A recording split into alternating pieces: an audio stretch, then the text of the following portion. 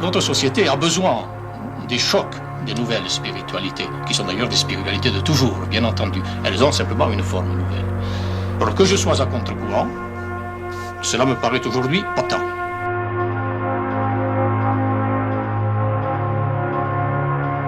Cette notion d'interdépendance universelle, les savants classiques, les savants de l'ère moderne, l'admettent, mais uniquement sur le plan physique, et ça c'est capital.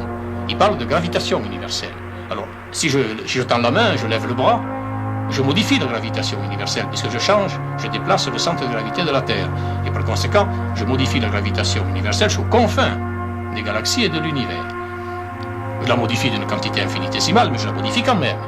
Mais ceci est vrai sur le plan physique. Mais les savants refusent que ce soit également vrai sur le plan de l'âme et sur le plan de l'esprit. Or, le moindre sentiment, pour moi, la moindre émotion et la moindre pensée s'inscrivent aussi dans la trame indéfinie de l'univers.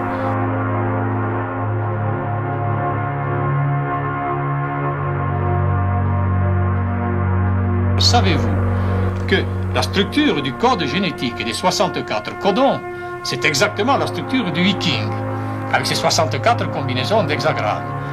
Et effectivement, d'ailleurs, ça va encore plus loin que nous le disait cet interlocuteur, car les hexagrammes du Viking et les triplés et les sextuplés du code génétique sont exactement bâtis sur le même modèle géométrique.